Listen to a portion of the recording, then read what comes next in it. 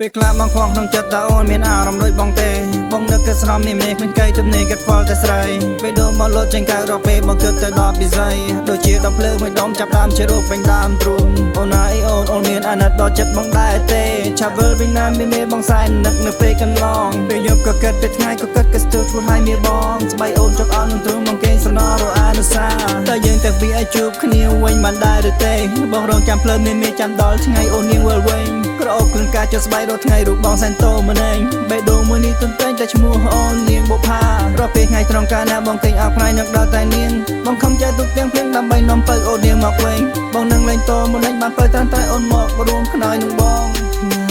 ត្រង់ក្រលួញ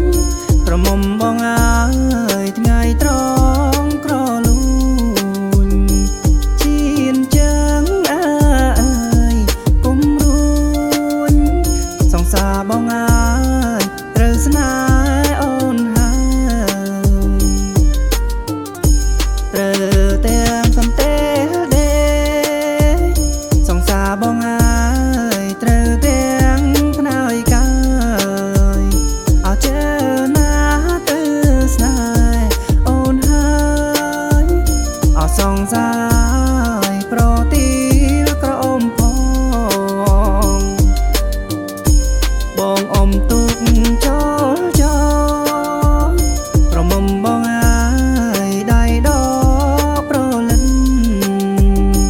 មេញមីហើយខ្មៅចិត្តអោសងសា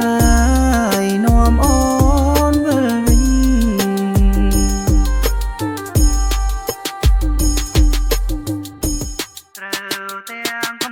ពេលខ្លះបងខ្វងក្នុងចិត្តតើអូនមានអារម្មណ៍ដូចបងទេបងនឹកតែស្នំនេះមេឃមិនកែទំនេរកាត់ផ្លតែស្រីពេលដុំមកលោតចេញក្រៅរកពេលបងគិតទៅដល់ពិសីដូចជាដុំភ្លើងមួយដុំចាប់ដើមជារូបពេញដើមទ្រូងអូនហើយអូនមានអាណិតដល់ចិត្តបងដែរទេឆាប់វិលវិញណាមានមេបងសែននឹកនៅពេលកន្លងពេលយប់ក៏គិតពេលថ្ងៃក៏គិតក៏ស្ទើរធ្វើឲ្យមានបងស្បៃអូនចុកអន់នឹងទ្រូងបងគេសំណររអានុសាតែយើងតែវាឲ្យជួបគ្នាវិញបានដែរឬទេបងរងចាំភ្លើងមេចាំដល់ថ្ងៃអូននាងវិលវិញក្រអូបគ្រឿងការចុះស្បៃរត់ថ្ងៃរូបបងសែនតូម្នេញបេះដូងមួយនេះទន្ទែងតែឈ្មោះអូននាងបុផារកពេលថ្ងៃត្រង់កាលណាបងគេងអោបផ្នែកនឹកដល់តែនាងបងខំចាយទុកទាំងភ្លៀងដើម្បីនាំទៅអូននាងមកវិញបងនឹងលេងតម្នេញបានទៅតាមតែអូនមករួមខ្នើយនឹងបង